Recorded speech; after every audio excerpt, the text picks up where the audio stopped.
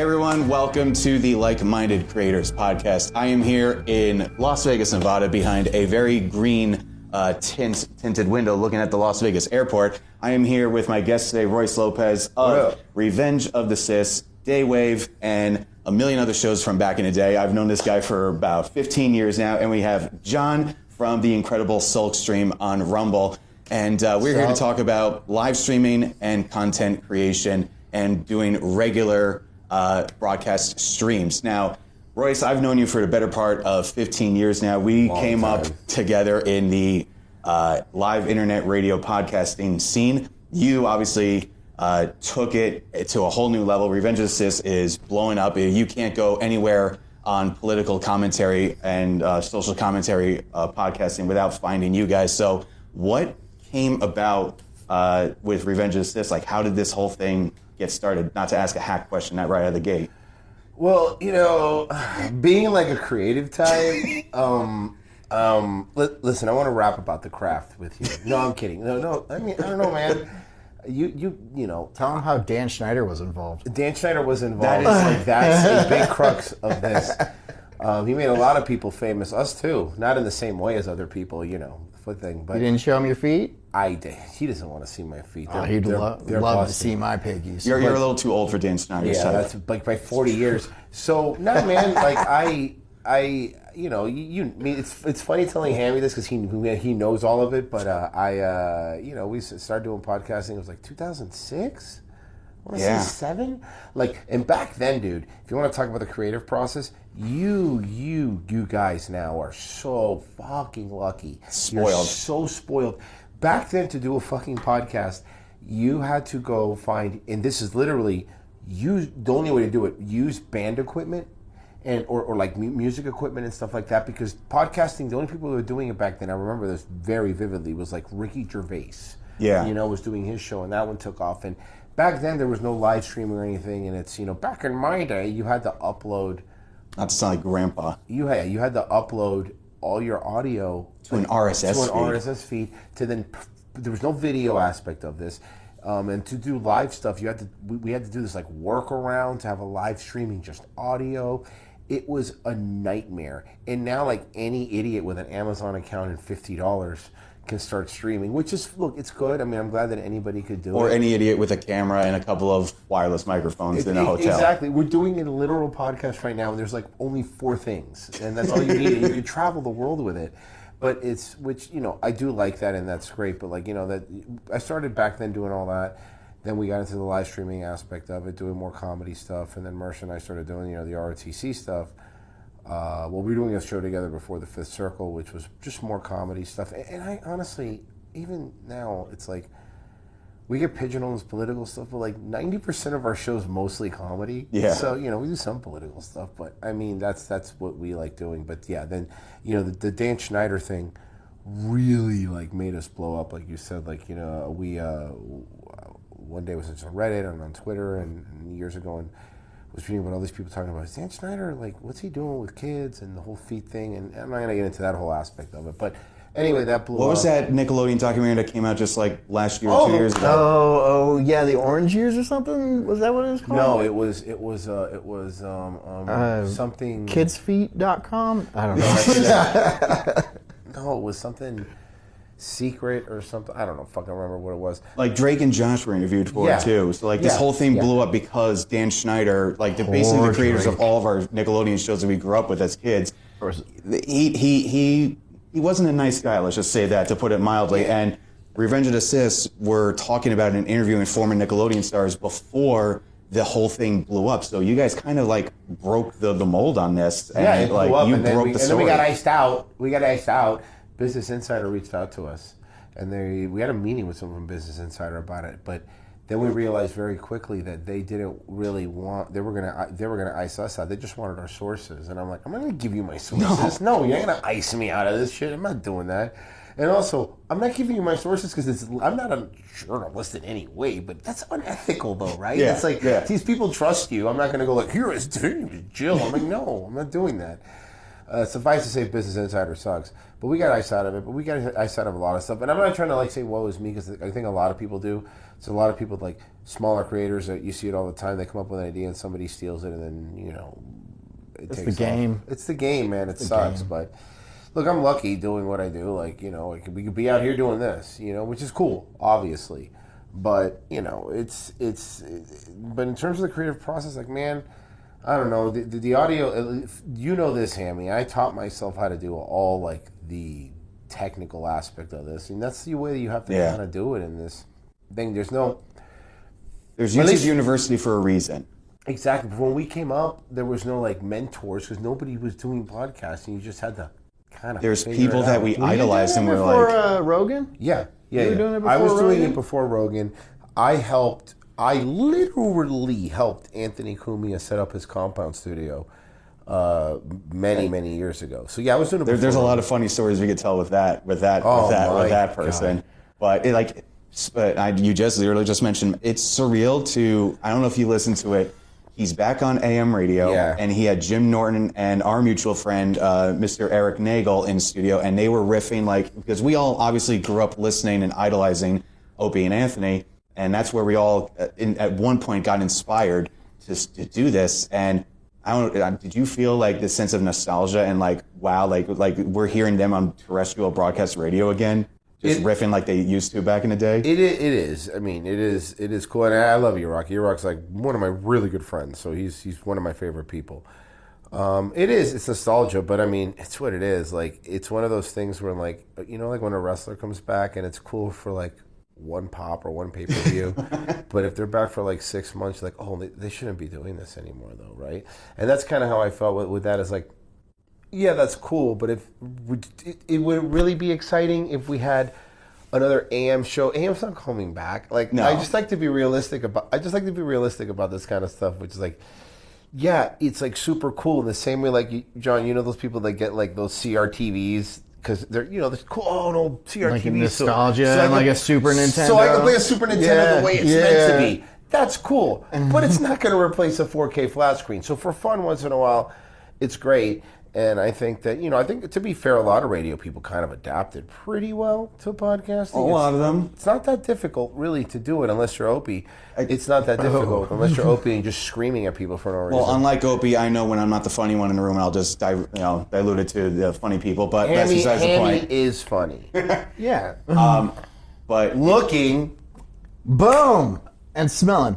No. I went too far. I'm sorry.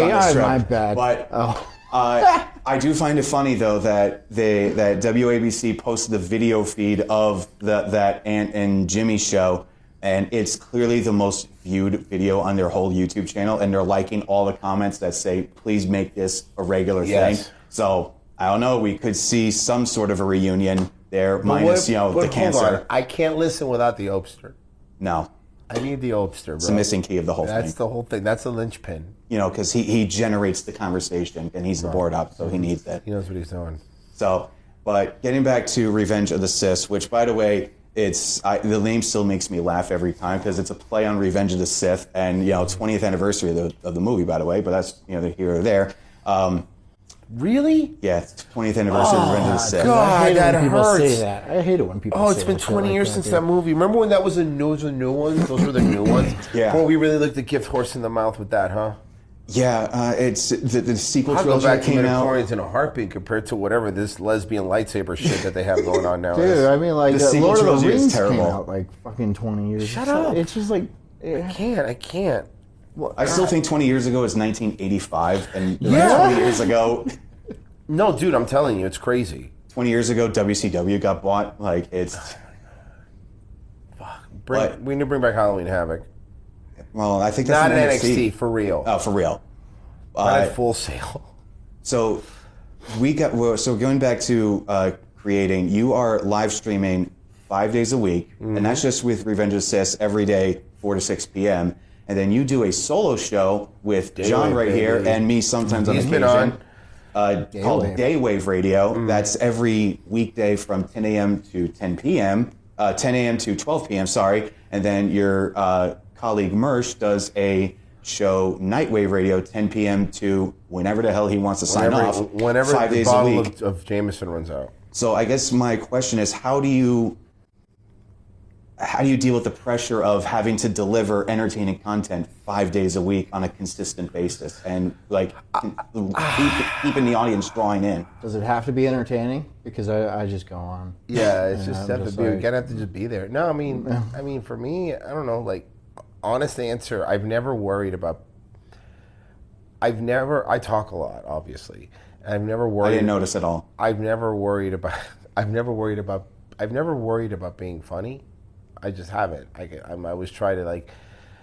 As a matter of fact, like when something isn't like it's hard to be funny, I actually, I want to. There's got to be a way. So I don't know. I like doing it, and look, the gig's easy, man. You hang, and you're not by. I'm not by myself. I'm doing shows with people that are also funny, and that's kind of and everyone I do a show with, we all kind of are pretty good at riffing off of each other and doing that, and it's like the gig isn't bad, man. You're just like. You also have team building skills, right? Yeah. You sought out some like pretty tamanted people to be on. Yeah, you put people that mesh well together too. I mean, that's the other thing. It's like so some shows where you're like, why? What is it? Fat About Basketball that we were covering. It's like there's some shows that just like don't mesh well. So I mean, everyone does really well, and they have different strengths, and they're just I don't know. I've always found that I've always surrounded myself. Here's the thing. Anyone that I have on my show will be someone will be like, do I want to hang out with that person in real life? Are they going to be funny? And that's it. And if they say yes, it's like, yeah, okay, then. How worried do you get when you bring someone on for the first time? You're like, oh, is this guy or girl going to be like... I'm not worried because then if they're bad, I just make fun of them. And then they'll just come on. They won't come on again because I made fun of them. But no, I don't worry. I mean, for the most part, it's like, it's not... Anyone that I would have to come on would be someone that I would have to already know is... that I've talked to and hung out with, or know they're like, oh, this person's funny, or they're some sort of talent. So I mean, I don't know. I've kind of always kind of just gone with the flow with it, and it's worked out. I mean, I think our shows are good. I think we're pretty funny, but it's like it's an easy gig, man. You're just like you're hanging out with your friends basically and just telling jokes. It's not that hard. And there is a difference between your Daywave show and Revenge of the Sis. Yeah. Like you get Revenge of the Sis, there's a little more political topics of conversation. Like you guys will riff on the BS going on in Congress, but you won't talk about the actual issues, much less than actually just making fun of the person saying it. But And I think that's the fun part. Because the problem is, look, everybody. Here's the issue. Everybody, like especially political forget comedy, politics. Like where you go to every fucking show, the front page of anything. And you look at it and it's like everyone's going to have the same takes and they're going to say the same, right or left. I forget who you believe. But if you're on the left, you're going to have the same takes. You're going to have the same takes. And everyone's going to say the same thing. And it's like, that's great. But then the market's saturated. So why would you watch A versus B? If you watch us, we're probably going to make fun of the reporter because she looks funny. And that's going to mean it's more fun than the actual news story. Because here's the thing. We always say at the beginning, it's like, we're not geniuses, we're probably wrong. We just look. The end game for us has always been to get a laugh out of people. Just be funny. Yeah. Just laugh. And we get in trouble sometimes too because people are like, oh, you're actually saying that person's funny, but they don't believe what you believe politically. I'm like, I don't care. Funny's funny. I don't give a shit. And that's how I've always believed it to be. So it's like, I don't know, that's more us. Like we'll play a story and we'll just make fun of the reporter. The show's more about us having fun than anybody else. That's basically true. And it turns out some people like it and actually have fun. It is. And it's also Daywave's mostly about frozen eating shit. Yeah, I can't. I don't understand Daywave. I don't really have a handle. I don't think anyone can understand Daywave. John, I host it, and I have no fucking clue what's going on most days. It's a fever dream. Daywave's crazy. Daywave's definitely just 100% funny. Just riffing on like anything that's on the internet. I will wake up sometimes a Daywave and I'll be like, oh man, okay, we're going to hit this, or we're going to play this, we're going to play that. I will play none of it, and then we'll talk about what's the best steak sauce. I don't know. Just because it's more funny if something goes off on a tangent, and I try not to. You would say Daywave is sponsored by ADHD. Yeah. If you want to look up the definition of what ADHD is, just listen to Daywave. Hammy just says that because I've been giving Hammy's just being mean because he doesn't like I've been giving him dating tips when he comes on. He comes on Daywave. I've been giving him dating tips. This Casanova over here, I've been. Well, I got more dating tips from Keys to the VIP than anything else. Yeah, I know. I mean, we brought that to you. Yeah, we brought that to you. It's a fabulous show, and I've learned many ways about terrible women. show. It's a terrible show. What do you mean? It's great. What do you? It's an awful. You know what? Now I hate that show, dude. The biggest tip I found was really to live in my grandmother's basement and spike my hair a lot and think of the cheesiest pickup lines. And call yourself the blank. The blank. It doesn't matter what. Yeah. Just the blank and the cool guy. And by the way, when it says this guy, this guy over here fucking has been doing all this stuff for as long as I've known him, also. And now his channel's taking off because he became the John Taffer of fixing church audio, which I love, by the way. And I was telling Marie, I watch Hammy's stuff, and I'm not even like, look, I mean, I care about the way this stuff sounds, but I am not an autist with audio like Hammy is. Like Hammy is like, it's crazy. Like he has a problem. And no, everything sounds great. My problem is I don't like bad audio. See what I mean? He can't help and there's it. going to be someone in the comments that says the guy wearing cheap DJI lavaliers. Yeah. There's going to be someone that says this, but yeah, Hammy and I were talking. You said it. Hey, hold on. Yeah. Hold on. I said it. Hammy and I were talking about the difference. Hammy and I were talking about the difference between our fandoms, between his and mine. And like mine, I play different songs on Daywave. So one of my fans was really cool, and he went and he put like every one of all of our songs on the Spotify playlist. Yeah. The Daywave playlist. It's super cool. And Hammy's like, "Oh, cool. I just have people yell at me because I'm using a wrong microphone, and they're just mean to me." And he goes, "I get unwanted advice, and you get cool playlists." I'm like, "Well, we have a different audience, dude." Clearly, very different audience on our channels. We get super chats and he gets corrected. Oh, here you go. I'm going to do something for you. I'm turning it around. Give me one hot take about an piece of audio equipment that you like that these people are going to get mad at. Hot take. I want a hot take. Oh, Hammy there's so many. Well, one of my biggest hot takes, the Neumann U87, which is a $3,500 microphone that everyone in the industry uses, it sounds like shit and it's completely overrated. Oh, That's going to ruffle some feathers. So people are going to be pretty mad. Yeah. So see that I like this. See, I like this. This is what it's called. This is what the craft really is. let me just pissing people off. No, hold on, guys. Let me hold on. Let me wrap. This is what the craft really is about. Okay, the hat's coming around. You think it's about audio quality and microphones and all this, like, oh yeah, where do you get your ideas from? It's not. It's about making controversy and having the comments fighting with each other. Because you're watching this video right now, right? And you're looking at me and you're going, I'm going to hit the dislike button. And that's fair. I'm not very likable. But if you do that... you guys have the shades on. I got to join Yes, thank you. If you do that, you are still doing what we want, which is engaging in this video. So the problem is, I'm not trapped in here with you. You're trapped in here with me. So you can like it or not, this is about content. Real content is controversy. There's never been someone that's gone viral, for real. You could say, to quote Eric Bischoff, controversy creates cash. Yeah, it is. Hold on, let's do the Andrew Tate. Listen, you have to dominate women, okay? That's how you become viral. Bugatti. Watcher. So this is what this is Channel about. your inner Andrew Tate. This is what this is about, okay? It's about making It's about sex trafficking. Well, that's not what this is. Hold on, I need to get the... Hold on, I feel like I got to join the party here with this. That's not what this is about. I don't think it's about that. John, you went too far. Again. It's okay, I'm muted. I'm pretty sure this is muted. You muted me, right? Every weeknight from 8 to 10 p.m. John, what's your show about? My show, well, first of all, I started doing my show because I started doing meth. I just couldn't sleep. I didn't stop.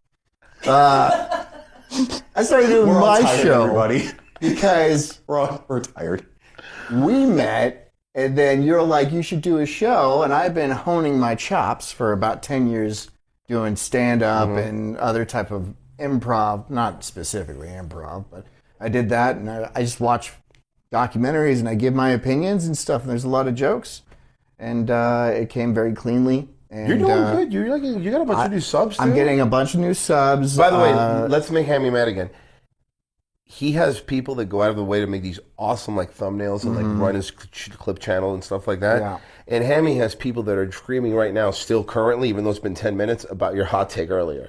No, what I think people are going to be doing is, well, no, what happens is you get people to make thumbnails in a cool playlist. Yeah. Mine, well, I've actually seen comments where people critique my thumbnail making skills. Wow, you know what? It's really funny. Just all the text on it. You don't have anything else. Well, you should put more work into it. Yeah, honestly, the problem is, it sounds like a user error.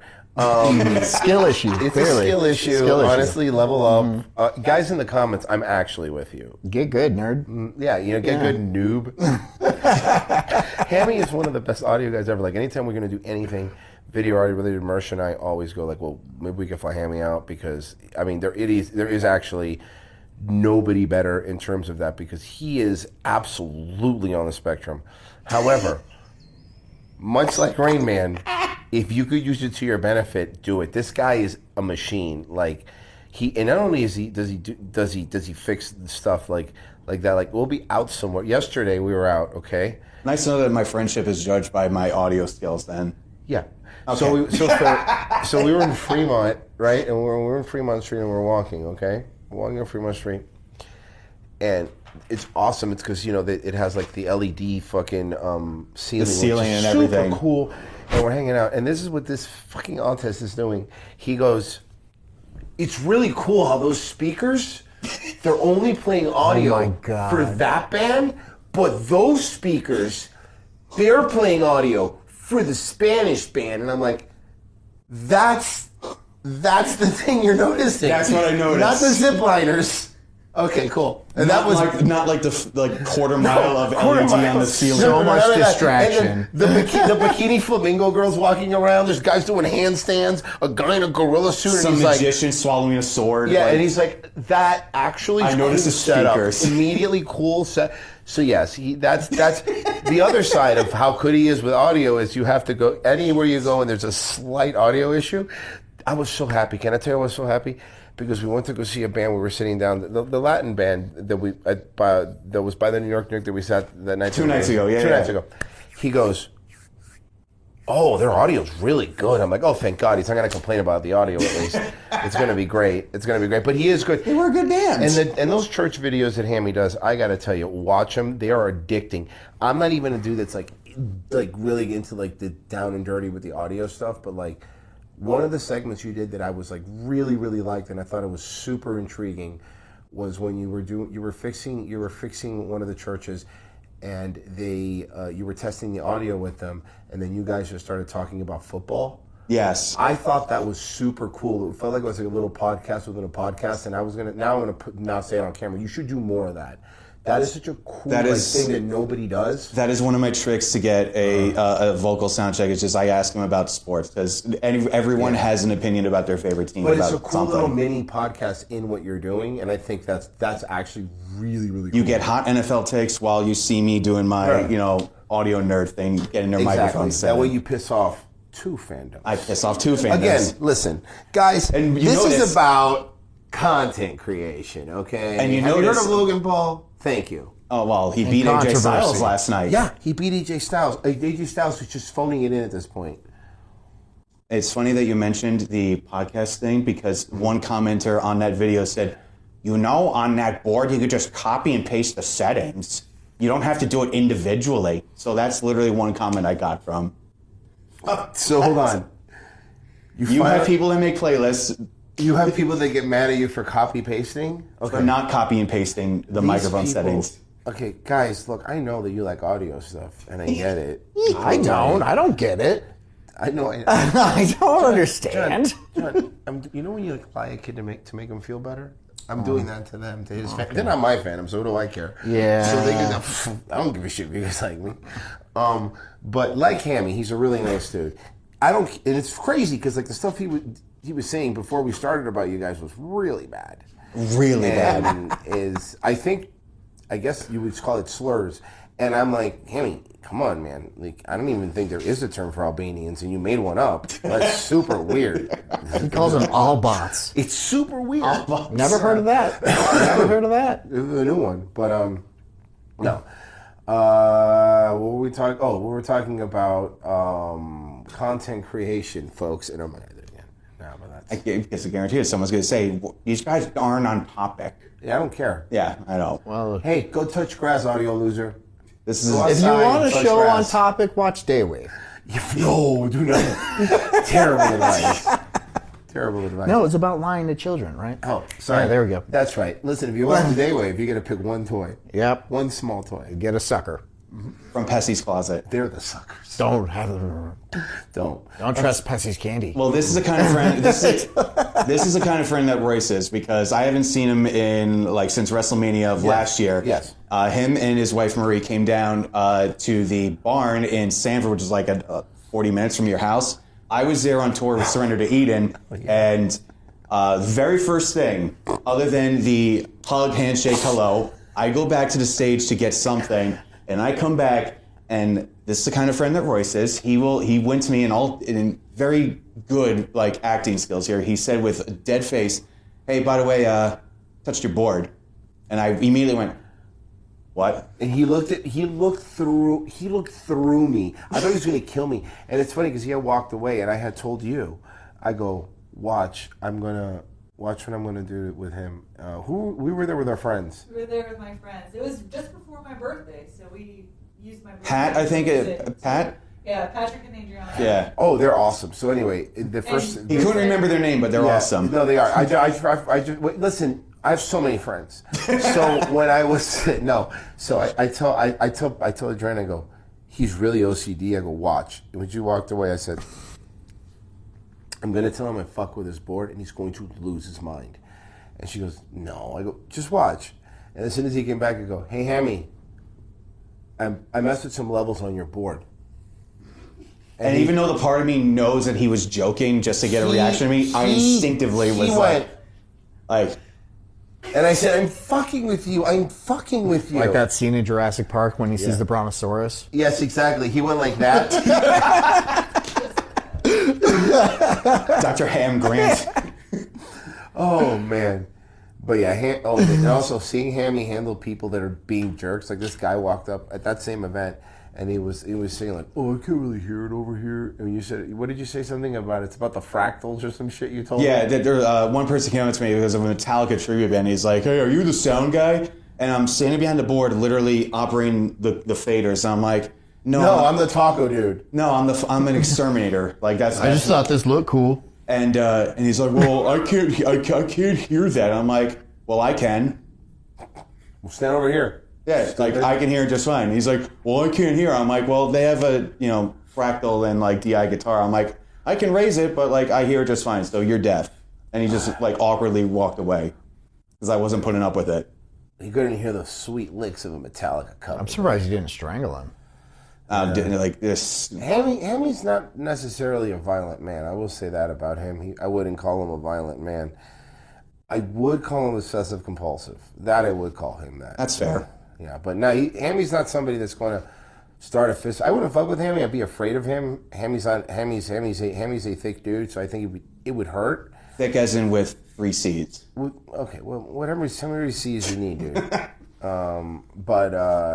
I don't think Hammy would ever really hurt somebody, but he would hurt their feelings. He's not nice, as you could see how he treats you guys, his fans.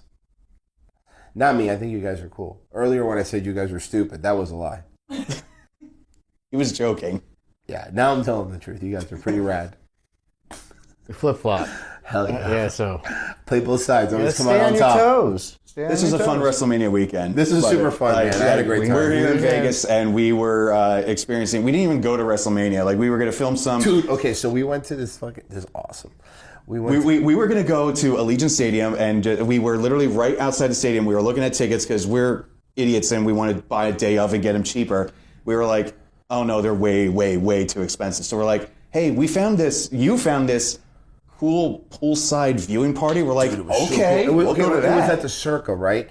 They have this thing called the Stadium Swim, and we were like, there's a WrestleMania party. Dude, this shit was awesome. The screen was humongous.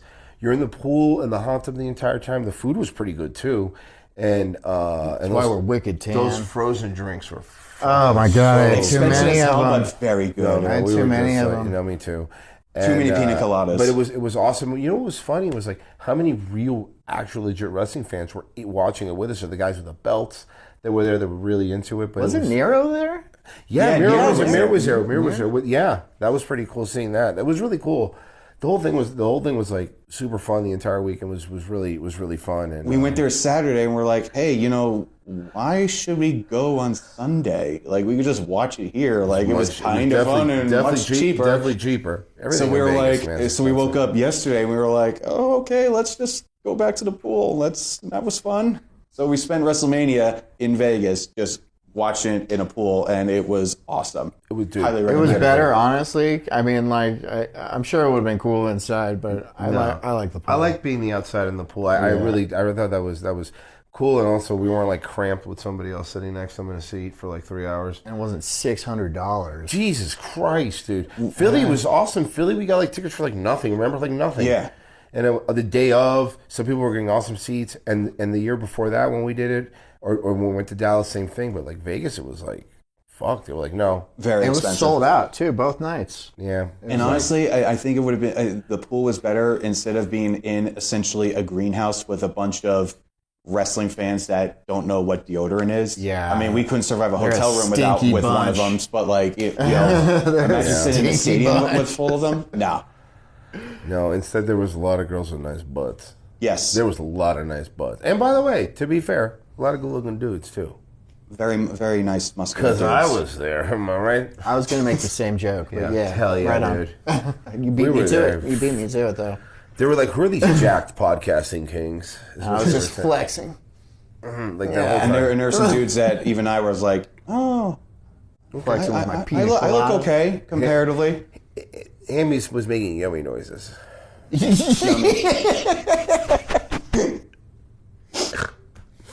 All right, Revenge and Assist, Mondays through Fridays, 4 to 6 p.m. Eastern Time. Daywave Radio, 10 a.m. to 12 p.m. The Incredible Sleepy Soul? McSleeperson, Nightwave, 10 p.m. to whenever the hell he wants. And The Incredible Sulk, Yeah, Monday to all one word. Fridays on Monday through Rumble. Friday, 8 p.m. He's That was Royce, awesome. he's John. Thank you guys so much for watching. And this wasn't really an interview. This was just us hanging out and shooting the shit, but I don't care. Thanks for watching. Catch you next one. Peace. We'll call it the write-off. And That's how you actually end not. it. That's not the worst They're pulling idea. it now. That's how you end it.